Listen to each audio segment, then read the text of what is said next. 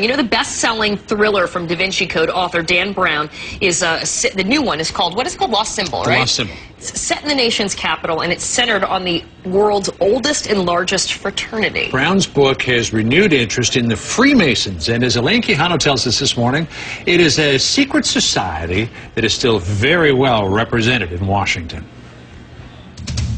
John and Kieran, for all the conspiracy theories about Freemasons, this much is true. They can still be found at the highest levels of American government. From the Capitol to the White House, Freemasons throughout history have freely roamed the halls of power in Washington. 9 of the men who signed the Declaration of Independence were Freemasons, as were more than a dozen U.S. presidents, including George Washington, who famously laid the cornerstone of the Capitol building clad in his ceremonial Masonic apron. These days, Masons can still be found in powerful government positions. Masonic historian Arturo de Hoyos. We have egalitarian ideas. We believe that people should rule themselves, that they should elect their own leaders, that they should be governed by constitutions, have separations of power. Senator Chuck Grassley's a Mason, so is Senator John Tester. But getting someone to chat about it can sometimes be tricky. I'm doing health care.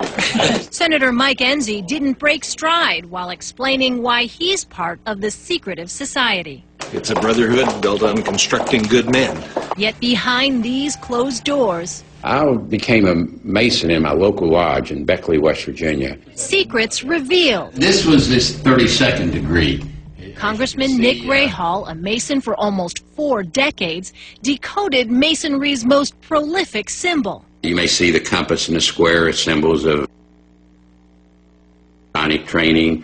We live by the square. We're upright individuals. The congressman describes Masonry as a fraternity.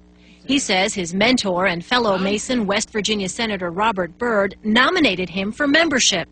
As a 33rd degree Mason, the highest level in the Scottish Rite of Freemasonry, Congressman Rahal acknowledges there are a lot of secrets and codes, but he says they're not sinister. So are you trying to rule the world? Well, let's say no. But if we were, would I tell you? No. Congressman Rahal says Freemasonry today is more of a social organization, and despite the prominent positions of some members, is not a forum to discuss power politics. John, Kieran? Elaine Quijano this morning. Elaine, thanks. We should also mention, too, that they raise millions upon millions of dollars every year for charities. So. See that? And he wouldn't tell you if they rule the world. I like that.